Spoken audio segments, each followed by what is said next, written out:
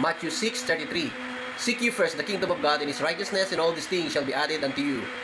Ang Matthew 6:33 ay nakapaloob sa Matthew 6:25-34 na ang pinag-uusapan doon ay ang pag-aalala.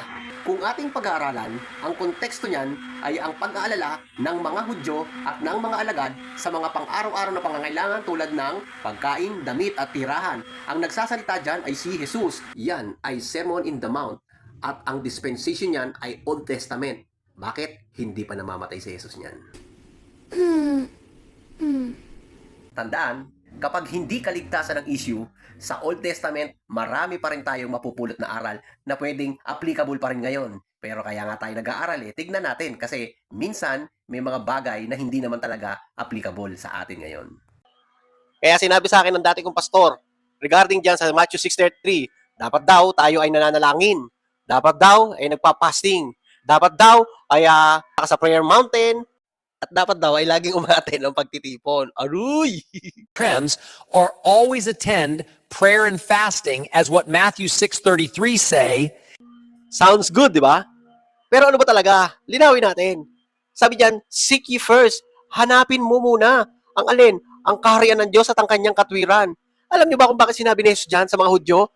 Dahil wala pang namamatay, hindi pa siya namamatay o hindi pa namamatay ang testator. Tandaan natin, na nung namatay si Jesus, nagkaroon ng trading sa krus. At nung nagkaroon ng trading sa krus, ang kanyang katuwiran at ang kanyang paghahari ay instantly napunta sa atin. Bakit? Tinanggap natin yung biyaya. Ang nakikita ng Diyos Ama sa atin ay si Kristo. Kaya tayo nakakapagbigay kaluguran sa Diyos, hindi dahil sa sariling gawa natin. Sabi sa Matthew 6:33, hanapin. Paano tayo maghahanap? Nasa atin na nga yung katuwiran. Sabi sa 2 Corinthians 5:21, yaong hindi nakikilala ng kasalanan ay kanyang inaring may sala dahil sa atin, upang tayo'y sa kanya'y maging katuwiran ng Diyos. Or sa English, become the righteousness of God. Sorry na wow, mali ako doon. Nasa New Covenant na pala tayo.